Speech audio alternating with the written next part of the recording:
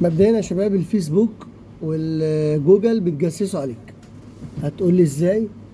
هقول لك ان اي حاجه وانت بتتكلم فيها مع اصحابك، انت راكن التليفون بس في انترنت شغال في التليفون.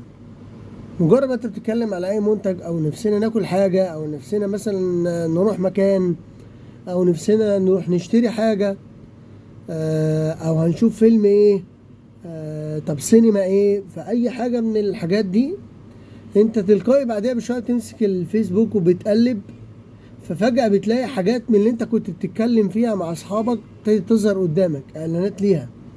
او واحد عايز يخلع اسنانه او يحشي اسنانه، طب اروح فين؟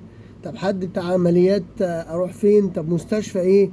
فاي حاجة من دي هتلاقي على طول بعدها بشوية هتلاقي حاجات بتظهر كده قدامك وانت بتقلب في الفيسبوك او جوجل حتى. هتلاقي حاجات بتظهر لك اعلانات لبعض الحاجات اللي انت اتكلمت فيها. فهتقول ايه ده انا كنت لسه من دقيقه بتكلم عن مثلا، ده انا هشتري مثلا كذا، نظهر المنتج قدامي. فازاي ده؟ دي حاجه سهله يعني. انت تقول ايه ده تحس ان الفيسبوك ده بيفكر انا عاوز ايه. لا، هو مش بيفكر، هو سمع انت عايز ايه، فبيبدا يرمي قدامك المنتج. اللي من خلال المنتج ده هو بيحط اعلانات. طبعا المستشفى اللي بتعمل اعلان عن نفسها دي دفع الفيسبوك فلوس، او منتج اعلان عن مراتب، او تيشيرتات، بنطلونات، جزم، اي حاجة عن اي منتج، عسل نحل، اي منتج تتكلم عنه. فهي دافعين للفيسبوك عشان يحط اعلانات للمنتج بتاعه. فانت بتتكلم فهو يروح رامي المنتج. هو سمعك انت قلت ايه.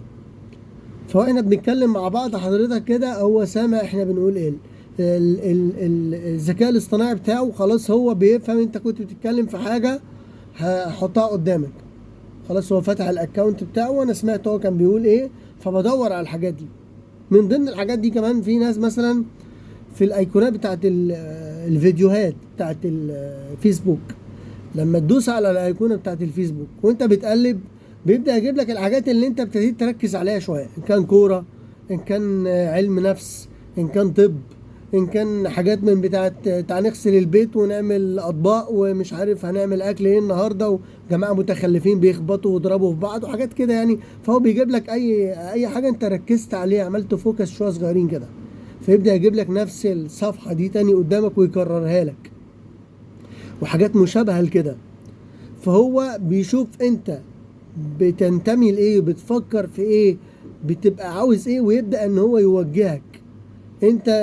انت اللاوعي بتاعك الافتراضي انت بتبدأ ان انت ده عجبني، فبتخش تلاقي حاجة شبهه تاني ده عجبني. فاي حد مننا اللي يمسك اي موبايل التاني ويدوس على الفيديو خلاص انت الموضوع خلاص، الهيستوري بتاعك باين اهو. انت كنت بتشوف ايه وايه وايه وايه وايه خلاص. نفس القصة لما بنتكلم مع بعض في المنتجات.